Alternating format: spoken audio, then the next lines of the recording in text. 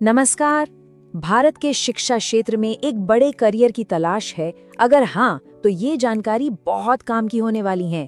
आज हम बात करेंगे 2025 की सबसे बड़ी भर्तियों में से एक की, और ये भर्तियां सीधी आ रही हैं केंद्रीय विद्यालय संगठन यानी KVS और नवोदय विद्यालय समिति यानी NVS से। और हाँ, ये नंबर बिल्कुल सही है, 14,967 से भी ज्यादा पद। सोचिए, ये सिर्फ एक नंबर नहीं है, ये देश भर के हजारों लोगों के लिए एक सुनहरा मौका है, चाहे वो शिक्षक हो या एडमिनिस्ट्रेटिव स्टाफ में हो।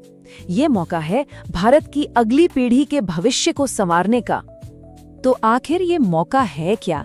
ये कौन से संगठन हैं जो इतनी सारी नौकरियां दे रहे हैं, और ये भारत के एजुकेशन सिस्टम के लिए इतना जरूरी क्यों है?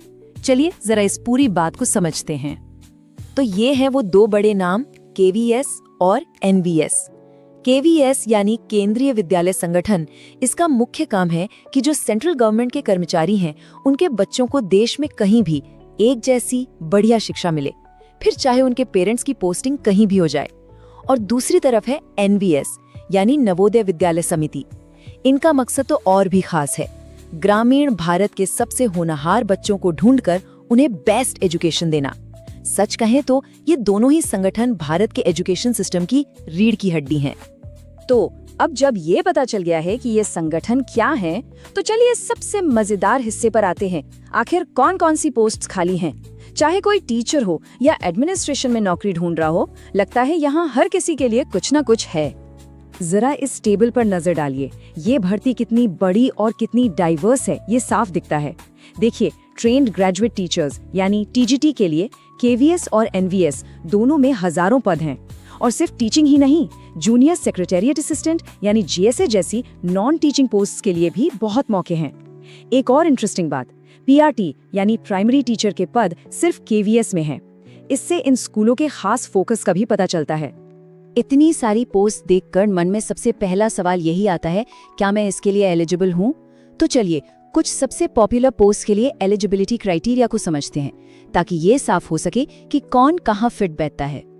TGT यानी ट्रेन्ड ग्रेजुएट टीचर, ये सबसे ज्यादा डिमांड वाली पोस्ट्स में से एक है।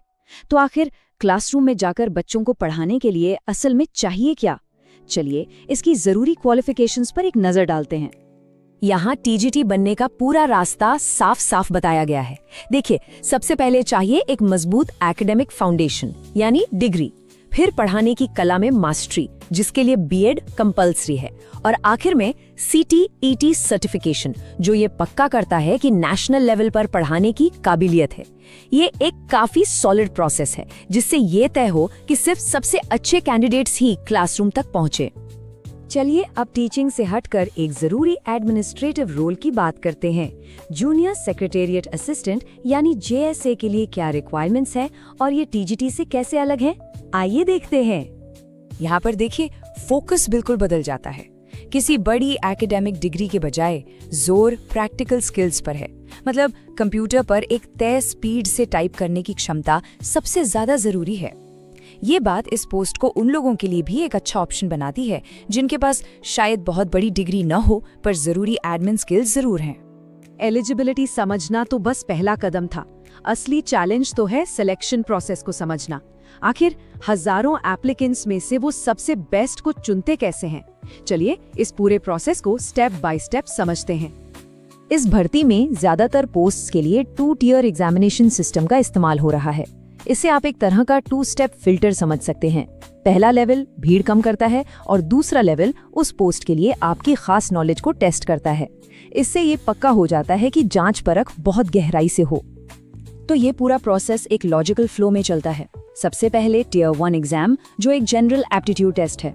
ये बस ये देखता है कि बेसिक स्किल्स हैं या नहीं। अगर ये क्लियर हो गया तो आता है टियर 2 जो आपके सब्जेक्ट की नॉलेज को टेस्ट करता है। इसके बाद पोस्ट के हिसाब से या तो इंटरव्यू होगा जो पर्सनालिटी और टीचिंग एबिलिटी को देखेगा, या फिर स्किल टेस्ट होगा जैसे JSA के लिए टाइपिंग टेस्ट। और बस इन सभी स्टेजेस में परफॉर्मेंस के आधार पर ही आखिर में फाइनल मेरिट लिस्ट बनती है। ठीक है, तो अगर क्राइटेरिया मैच हो रहा है और चैलेंज के लिए तैयारी है तो अब एक्शन लेने का समय है। यहाँ एप्लीकेशन से जुड़ी सारी जरूरी जानकारी है। ये तारीखें बहुत जरूरी हैं, इन्हें कैलेंडर में मार्क कर लीजिए। एप्लीकेशन विंडो अब खुल चुकी है और 4 दिसंबर को बंद हो जाएगी। ज्यादा वक्त नहीं है, तो बेहतर यही होगा कि आखिरी मिनट की हड़बड़ी से बचने के लिए जल्दी ही अप्लाई कर दें। हाँ, ये एक बहुत ज़रूरी बात है जो नोटिफिकेशन में लिखी है। एक से ज़्यादा पोस्ट्स के लिए अप्लाई किया जा सकता है, जैसे हो सकता है कोई टीजीटी और जेएसए दोनों के लिए एलिजिबल हो। लेकिन ध्यान रहे, हर पोस्ट के लिए अलग एप्लीकेशन देनी होगी और फीस भी अलग अलग भरनी होगी, तो अपनी स्ट्रैटेजी पहले से ही सोच कर चलें।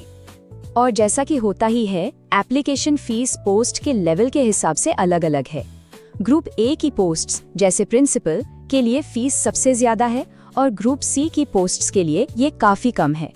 ये एक तरह से पोस्ट की सैलरी के हिसाब से फीस को बैलेंस करता है। और यहाँ एक बहुत अच्छी बात है जो सबको बराबर का मौका देती है। SC, ST और फिजिकली हैंडीकैप्ड कैटेगरी के कैंडिडेट्स के लिए कोई भी एग्जामिनेशन फीस नहीं है। ये एक बहुत ही जरूरी कदम है ताकि पैसों की वजह से कोई भी इस मौके से चूक न जाए। तो ये है पूरी कहानी। करीब 15,000 मौके, सिलेक्शन का एक साफ सुथरा रास्ता और भारत के एजुकेशन सिस्टम में एक बड़ा बदलाव लाने का मौका। अब सवाल ये उठता है, क्या इनमें से कोई एक मौका किसी के करियर के लिए सही है? क्या ये किसी के करियर का अगला बड़ा कदम हो सकता है? ये सिर्फ एक नौकरी का एप्लीकेशन नहीं है, ये एक पूरी पीढ़ी को इंस्पायर करने का मौका हो सकता है। तो क्या लोग इस चैलेंज को लेने के लिए तैयार हैं?